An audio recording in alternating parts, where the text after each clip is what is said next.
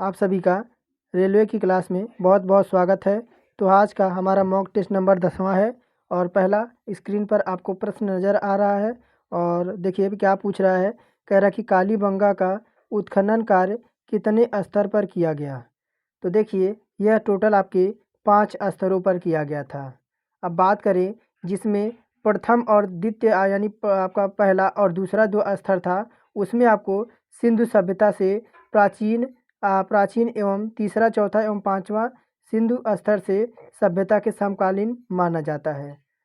और सर्वप्रथम 1952 में कब, तो सर्वप्रथम 1952 ईस्वी में अमलानंदन घोष ने, किसने, तो अमलानंदन घोष ने इसकी खोज की। इसके बाद सन 1961 में किसने खोज की, तो सन 1961 में 61 से 64 के मध्य जो थे वह श्री बीबी लाल और श्री बी के थापर और एमडी खरे द्वारा यह उत्खनन कार्य जो है आपका करवाया गया। और यह सभ्यता स्थल वर्तमान में कहाँ है, तो हनुमानगढ़ जिले में सरस्वती नदियों के तट पर बसा हुआ है। यहाँ पर मकानों से पानी निकलने के लिए लकड़ी की नालियों का प्रयोग किया जाता था। तो ऑप्शन जो है हमारा 5वां जो है करेक्ट हो जाएगा। अब यहाँ देखिए बात करें, अब देखिए कह रहा है निम्नलिखित कथनों को पढ़ें और सही विकल्प को आपको जो है चुनाव करना है। देखिए कह रहा है क्या, कह रहा है कि चोल वंश एक तमिल राजवंश था जिसने 13वीं शताब्दी तक मुख्य रूप से दक्षिण भारत में शासन किया। और दूसरा है यह चोल वंश समृद्ध गंगा नदी घाट में उत्पन्न हुआ था। अब देखिए 4 ऑप्शन तो आपके सामने नज़र आ रहे हैं और आपको इसमें क्या सत्य हो जाएगा। तो देखिए अगर बात करें तो अगर देखिए ऑप्शन नंबर बी क्या कह रहा है कि पहला सही है और दूसरा आपका गलत है। अब देखिए बात करें तो दक्षिण भारत और उसके आसपास के तमिल चोल शासकों ने 19वीं शताब्दी से और 13वीं शताब्दी के मध्य एक अत्यंत शक्तिशाली हिंदू साम्राज्य का निर्माण किया। चोल राज्य आधुनिक कावेरी नदी घाटी, कोरामंडल तट और आपके त्रिचल्लापल्ली एवं तंजौर तक यह आपका फैला हुआ था। तो ऑप्शन बी पहला हमारा तो सही है, लेकिन दूसरा जो है हमारा इसमें गलत हो जाएगा। ये आपका गलत हो जाएगा, पहला आपका सही है। तीसरा नंबर देखिए क्या कह रहा है, कह रहा कि भारत के निम्नलिखित में से किन स्थानों के बीच महात्मा गांधी के नेतृत्व में अंग्रेजों के विरुद्ध नमक मार्च आयोजित किया गया। तो ऑप्शन कह रहा कि भावनगर से दांडी, जूनागढ़ से दांडी, राजकोट से दांडी और अहमदाबाद से दांडी। तो तीसरे का ऑप्शन डी हो जाएगा, अहमदाबाद से दांडी। भारत में अहमदाबाद और दांडी के बीच महात्मा गांधी के नेतृत्व में अंग्रेजों के विरुद्ध नमक मार्च आयोजित किया गया। दांडी मार्च जिसके नमक मार्च और दांडी सत्याग्रह रूप में जाने लगा।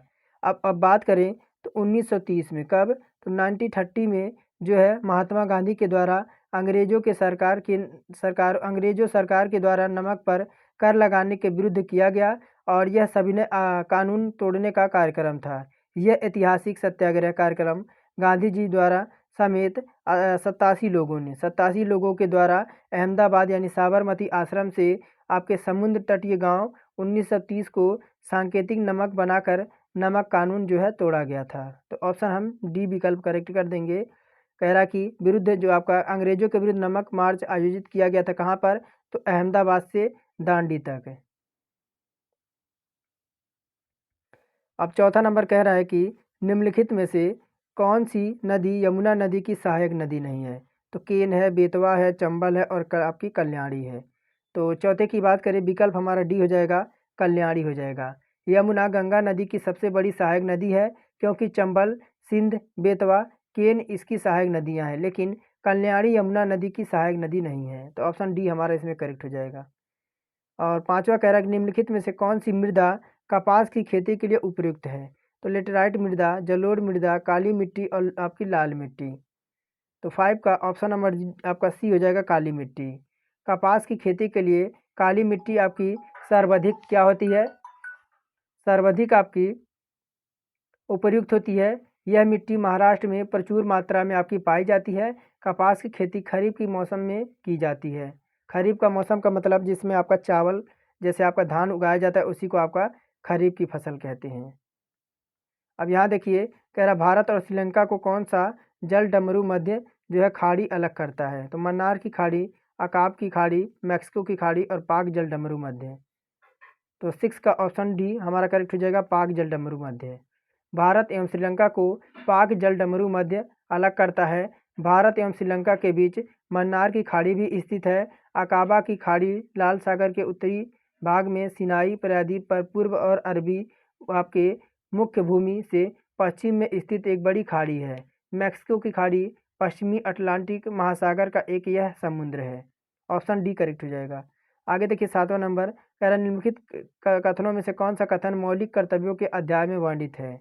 तो मौलिक कर्तव्यों के अध्याय में वर्णित है यह पूछ रहा है। तो देखिए अगर बात करें 7वें नंबर प्रश्न की,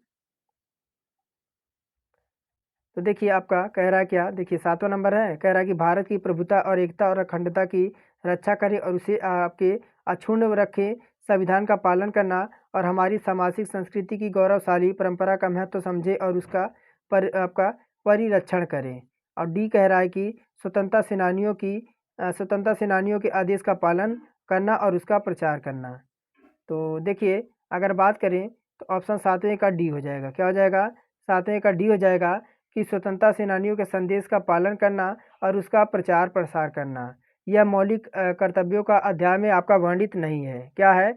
यह मौलिक अध्यायों के मूल संविधान के मौलिक कर्तव्यों में यह उल्लेखित नहीं है, लेकिन स्वर्ण सिंह समिति के सिफारिशों पर 42वें संविधान संशोधन के तहत किसके, अगर स्वर्ण सिंह समिति जो आपका संशोधन हुआ था, अगर उसके द्वारा बात करें तो यह स्वर्ण सिंह समिति सिफारिशों पर 42वें संविधान संशोधन सन 1976 में जो है इसे आपका जोड़ दिया गया।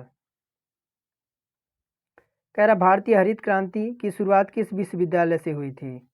तो पंतनगर और दिल्ली, कानपुर और हैदराबाद। तो भारतीय हरित क्रांति की शुरुआत किस विश्वविद्यालय से हुई, आपका मोस्ट इम्पोर्टेंट क्वेश्चन ये आपके लिए हो सकता है। अब 8वें की बात करें तो आपका पंतनगर विश्वविद्यालय। अब भारतीय हरित क्रांति की शुरुआत पंतनगर विश्वविद्यालय से हुई वर्ष 1972 में। कब? तो वर्ष 1972 में। और इसका नाम महान स्वतंत्रता सेनानी गोविंद बल्लभ पंत के नाम पर रखा गया।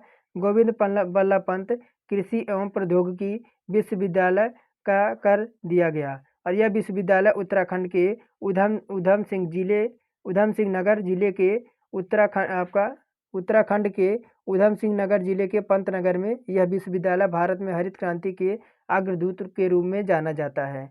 और गोविंद बल्लभ पंत एवं कृषि प्रौद्योगिकी विश्वविद्यालय पंतनगर विश्वविद्यालय भी इसे कहा जाता है। और भारत का पहला कृषि विश्वविद्यालय, इसका उद्घाटन जवाहरलाल नेहरू ने इस विश्वविद्यालय का जो है उद्घाटन किया था। कब? तो 17 नवंबर आपका 1960 में। कब? तो 17 नवंबर 1960 में। 9वां नंबर प्रश्न करा किलोवाट इकाई है। तो संवेग की, शक्ति की, बल की और ऊर्जा की। तो 9 का ऑप्शन नंबर डी हो जाएगा हमारा, ऊर्जा की। किसकी? तो किलोवाट जो इकाई है वह ऊर्जा की होती है। और 1 किलोवाट आपका कितना होता है? 1 किलोवाट बराबर आपका 10 के घाते 3 आपका वाट होता है। ऑप्शन देखिए, ऑप्शन डी हमारा करेक्ट हो जाएगा। अब बल का मात्रक आपका क्या होता है? तो बल का मात्रक आपका न्यूटन होता है और शक्ति का मात्रक आप जूल प्रति आपका सेकेंड होता है। यानी हम कह सकते हैं P बराबर आपका W/T होता है। और या तो अगर बात करें संवेग की मात्रा न्यूटन प्रति क्या होती है, तो हमारी P बराबर mv यानी आपका द्रव्यमान हो जाएगा। 10वां नंबर है पृथ्वी की सतह पर पलायन वेग आपका लगभग कितना है। पृथ्वी की सतह पर पलायन वेग आपका लगभग कितना है? तो अगर बात करें तो देखिए आपका 11.2 किलोमीटर सेकेंड हो जाएगा। पलायन वेग उस न्यूनतम वेग को कहा जाता है जिसमें किसी पिंड को पृथ्वी की सतह से ऊपर की ओर फेंके जाने पर यह गुरुत्वीय क्षेत्र को जो है पार कर जाता है और यह वापस नहीं आ सकता। क्यों? क्योंकि यह गुरुत्वीय क्षेत्र को पार कर सकता है और पृथ्वी पर वापस नहीं आता है। अर्थात पृथ्वी तल से किसी भी वस्तु को अगर पृथ्वी तल से किसी भी वस्तु को अगर हम 11.2 किलोमीटर प्रति सेकेंड या इससे अधिक इससे ऊपर वेग से अगर हम किसी वस्तु को फेंक देते हैं तो वह वस्तु आपके पृथ्वी पर दोबारा नहीं आएगी। अब देखिए क्या कह रहा है 50 नंबर, 50 किलोग्राम भार का एक लड़का 45 चरणों की सीढ़ियाँ 9 सेकंड में चढ़ जाता है। यदि प्रत्येक चरण की ऊंचाई 15 सेकंड है तो उसकी आपकी शक्ति का पता लगाना है। अब जी का मान यहाँ पर आपको दे रखा है आपका 10 मीटर प्रति सेकंड स्क्वायर है, इसको आपको लेना है। तो 45 सीढ़ियाँ आपको कितने मिनट में चल रहा है, तो देखिए अब देखिए आपका क्या हो जाएगा। तो अब यह देखिए 45 सीढ़ियाँ आपको चढ़ रहा है, तो ये हो जाएगा आपका, तो 15 गुणे कर देते हैं 45, तो 15 का अगर 45 में मल्टीप्लाई करा दें तो ये हो जाएगा 675 सेंटीमीटर। कितना? 675 सेंटीमीटर हो जाएगा। अब इसे जो हम क्या कर सकते हैं, अब 45 सीढ़ियाँ चल रहा है तो ये हमारा हो जाएगा 6.75 हो जाएगा। अब इसे हम क्या करना है, हमें इसे जो है मीटर प्रति सेकंड में हमें कन्वर्ट करना है। अब देखिए लड़के का भार कितना दे रखा है, तो आपको लड़के का भार आपको 50 किलोग्राम दे रखा है। अब हमें क्या कर लगाना है, पावर बराबर हमें लगा देंगे W अपॉन में आपका टाइम लगा देंगे, यही हम लगा देंगे। देखिए क्या हो जाएगा 50 गुणे 10 और गुणे आपका 6 आपका कितना हो जाएगा 75 हो जाएगा। अब बटे कर देंगे हम 9। अब 9 सेकंड आपका लग रहा है, आपका सेकंड टी के जगह हम 9 रख दिए। अब इसे हम काट सकते हैं, तो अब देखिए इसे हम काट सकते हैं। तो यहाँ अगर इसे हम जो देखिए काटे पीटेंगे तो हमें 375 प्राप्त हो जाएगा। ये आप काट पीट कर देख लीजिएगा, हमें 375 प्राप्त हो जाएगा। ऑप्शन बी हम इसमें करेक्ट कर देंगे। आगे देखिए क्या कह रहा है 12 नंबर प्रश्न।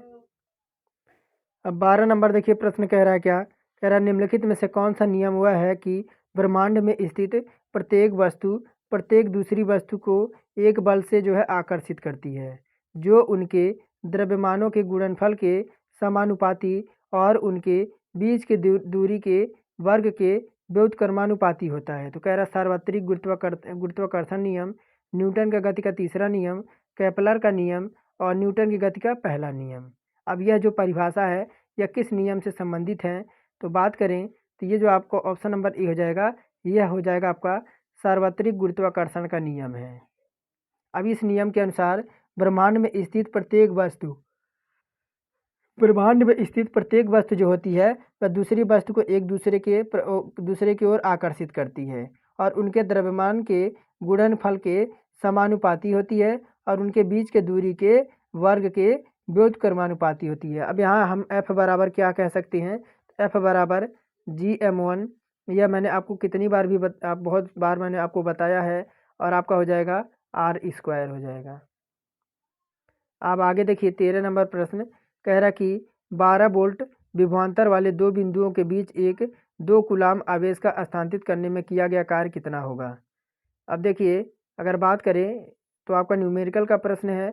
अब यहाँ विभवांतर बराबर एक सूत्र होता है, देखिए क्या होता है, तो विभवांतर बराबर आपका हो जाएगा W अपॉन में क्या हो जाएगा, यानी आवेश, यानी आपका V हो जाएगा। आपका कार्य बटे आपका आवेश हो गया। तो हमारा 12 दे रखा है 12 वोल्ट, और ये आपका यानी हमें वर्क निकालना है। और विभवांतर हमारा कितना दे रखा है, आवेश हमारा देखिए 2 दे रखा है। अब ये जो आपका अगर इसे इधर कर देंगे तो 12 गुणे आपका इधर 2 हो जाएगा। अब W यानी कार्य बराबर हमारा आ जाएगा 24 आ जाएगा, 24 आ जाएगा। अब देखते हैं 24 हमारे ऑप्शन में है या नहीं है, ऊपर ऑप्शन देखते हैं। तो देखिए 24 हमारा है, तो 24 ऑप्शन नंबर बी विकल्प करेक्ट कर देंगे। आगे देखिए कह रहा एक कूलाम आवेश को 1 वोल्ट के विभवांतर पर स्थानांतरित करने पर किया गया कार्य का आपको जूल में बताना है। किया गया कार्य क्या होगा यह पूछ रहा है। तो 14 नंबर है। तो देखिए अगर बात करें तो W बराबर आपका क्या होता है, तो W बराबर होता है V और इंटू में आपका Q होता है। अब देखिए W बराबर V का मान भी 1 है और Q का भी मान 1 है। तो अब यह W बराबर कितना हो जाएगा, 1 जूल आ जाएगा, 1 जूल आ जाएगा। ऑप्शन बी विकल्प हमारा करेक्ट हो जाएगा। कह रहा आकाश का रंग किसके कारण आपका जो है नीला है। आकाश का नीला रंग किसके कारण होता है, तो कह रहा प्रकाश का फैलाव और प्रकाश का प्रकीर्ण, प्रकाश का अपवर्तन और प्रकाश का आपका विवर्तन। तो 15 का ऑप्शन नंबर बी हो जाएगा। प्रकीर्ण एक भौतिक प्रक्रिया है जिसमें गतिमान कण या किसी रूप के विकिरण के प्रकाश के अथवा ध्वनि के स्थानांतरित करने के एक रूपता वाली होती हैं। इसके द्वारा सीधे आपके प्रक्षेप वक्र से विवादित होने के लिए मजबूर किया जाता है, विचलित होने के लिए मजबूर किया जाता है, जिसके माध्यम से यह गुजरती हैं। और पारंपरिक उपयोग में इसकी परिवर्तन नियम द्वारा अनुमानित कोण से जो है परावर्तित विकिरण का यह विचलन शामिल है। आगे देखिए 16 नंबर, मानव की आंखों में मौजूद प्राकृतिक लेंस किस प्रकार का होता है? तो आपका बाइफोकल, आपका प्रोग्रेसिव, उत्तल और अवतल। तो 16 का ऑप्शन हम करेक्ट हो जाएगा कौन सा? हमारा हो जाएगा उत्तल हो जाएगा। क्या हो जाएगा? उत्तल हो जाएगा। मानव नेत्र में मौजूद जो प्राकृतिक लेंस होता है उसमें उत्तल लेंस होता है। मानव नेत्र एक प्रकार का जो है कैमरा है जिसके लेंस का अपवर्तनांक कितना होता है? जिसके लेंस का अपवर्तनांक होता है आपका 1.2। ये आपको पूछ भी सकता है, आपका 1.2 होता है। कह रहा कार्बन परमाणु में आपके अयुग्मित इलेक्ट्रॉनों की संख्या, तो 17 का है, ऑप्शन नंबर सी करेक्ट कर देंगे, आपकी 2 हो जाएगी। कार्बन में आपके अयुग्मित इलेक्ट्रॉनों की संख्या 2 होती है और कार्बन का परमाणु क्रमांक आपका कितना होता है? कार्बन का परमाणु क्रमांक आपका कितना होता है? तो आपका 6 होता है। आगे देखिए, आगे 18 नंबर कह रहा नमक द्वारा भोजन का संरक्षण कहलाता है। नमक द्वारा भोजन का संरक्षण कहलाता है, तो कह रहा लवणीकरण, शीतन और निष्कासन और कैनिंग। तो 18 का ऑप्शन नंबर ए हो जाएगा। देखिए, नमक द्वारा भोजन का संरक्षण आपके लवणीकरण कहलाता है। यह सामान्य रूप से अचार बनाने के लिए आपका प्रयोग किया जाता है। और लवणीकरण या नमकीन एक ऐसी प्रक्रिया है जिसमें सामान्य नमक यानी NaCl, सोडियम क्लोराइड एक संरक्षक के रूप में जो है प्रयोग किया जाता है, जो ऊतक में प्रवेश करता है, इसलिए बैक्टीरिया में विकास को जो है धीमा कर देता है और इसमें एंजाइमों को जो है यह निष्क्रिय कर देता है। अब 16 नंबर 19 नंबर देखिए, कह रहा कि सोडा एसिड से आग कैसे बुझ सकती है? तो कह रहा हवा की आपूर्ति कटने पर, इनमें से कोई नहीं, दहनशील पदार्थ को हटाने पर और प्रज्वलन का ताप बढ़ाने पर।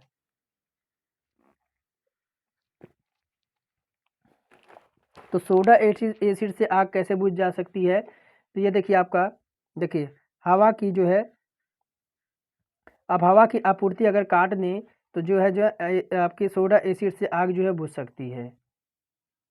सोडा अम्ल से आग बुझाने में सोडियम कार्बोनेट और पाक सोडा और सल्फ्यूरिक अम्ल आपका जो है होता है, जिसमें अगर बात करें तो देखिए आपको क्या क्या होता है?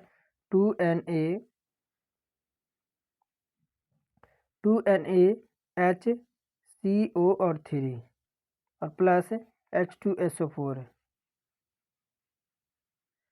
क्या होता है? H2SO4। अब यह जो आपका क्रिया होता है तब क्या होता है? तो Na2CO4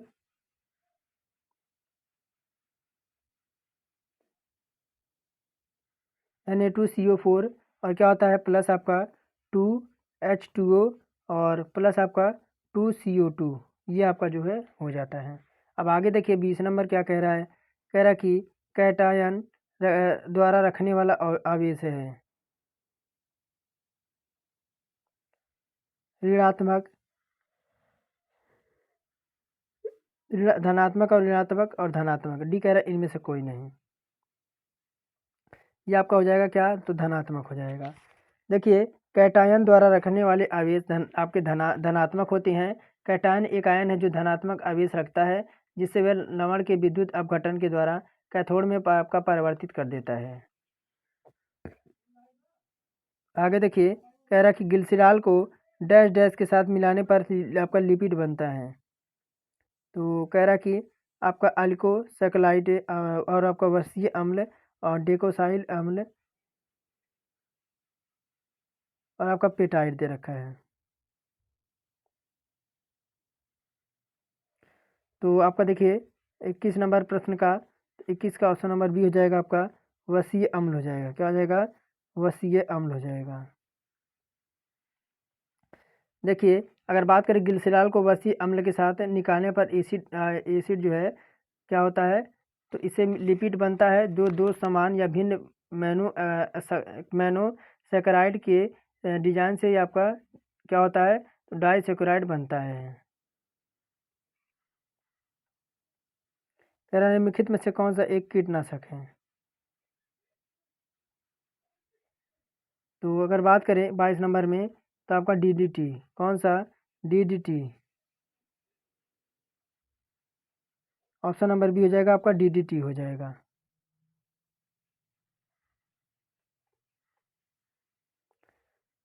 देखिए DDT यानी आपका क्या हो जाएगा, क्या होता है? डिक्लोरोडाइफिन, और आपका क्या हो जाएगा? टिचोलो टिचोलोरेडिसिन हो जाएगा। यानी पहले आधुनिक कीटनाशक जो मलेरिया के विरुद्ध आपका प्रयोग किया जाता था, किंतु बाद में यानी 1950 के बाद इसे कृषि कीटनाशक रूप में प्रयोग किया जाने लगा।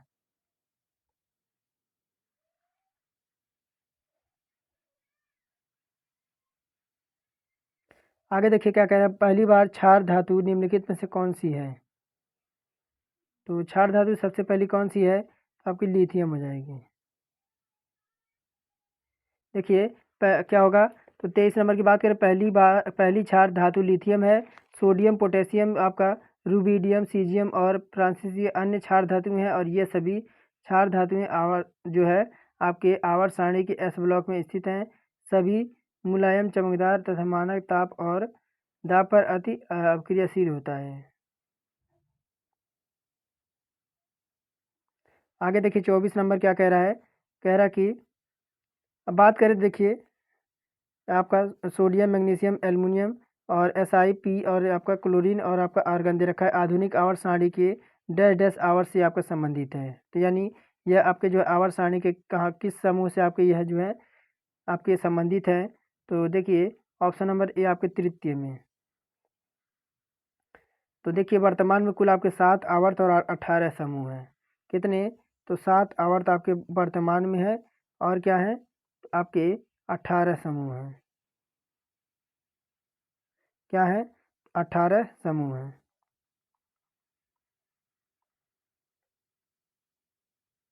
कह रहा बीज पत्र का अन्य नाम क्या है? तो बीज के पत्ते और फल और बीज और पत्ते।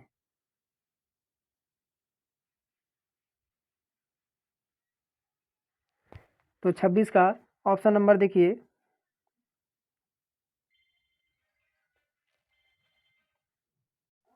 देखिए 25 नंबर हमारा छूट गया था। अगर बात करें तो डैश डैश एक ऑटोट्रोफ है, तो मशरूम, कीड़ा, वृक्ष और शेर। तो देखिए अगर बात करें 25 की, तो यह क्या है? तो वृक्ष है। क्या है? ऑटोट्रॉफ क्या है? यह एक वृक्ष है। ऑटोट्रॉफ जो है स्वपोषी और सजीव है, जो साधारण अकार्बनिक अणुओं से जटिल कार्बनिक यौगिक का निर्माण कर सकते हैं।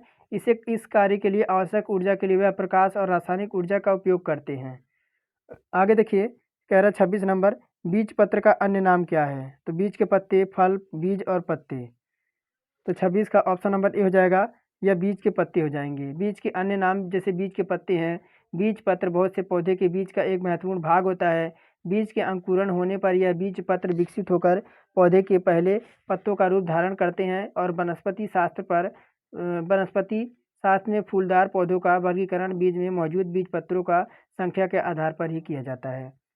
आगे देखिए कह रहा है 27 नंबर, मनुष्य की आंख वह भाग है जो मंद और एवं तीव्र प्रकाश के प्रति संवेदी होती है। डैश डैश यह है, तो नेत्र, लेंस, शलाका और शंकु, कार्निया और पुतली। तो आपका 27 में देखिए ऑप्शन नंबर हमारा जो हो जाएगा, ऑप्शन शलाका और शंकु हो जाएगा। देखिए रॉड सेल्स एवं आपके कौन सेल्स प्राणियों की आंखों की दृष्टि पटल यानी रेटिना में उपस्थित एक प्रकार का प्रकाशग्राही कोशिकाएं होती हैं।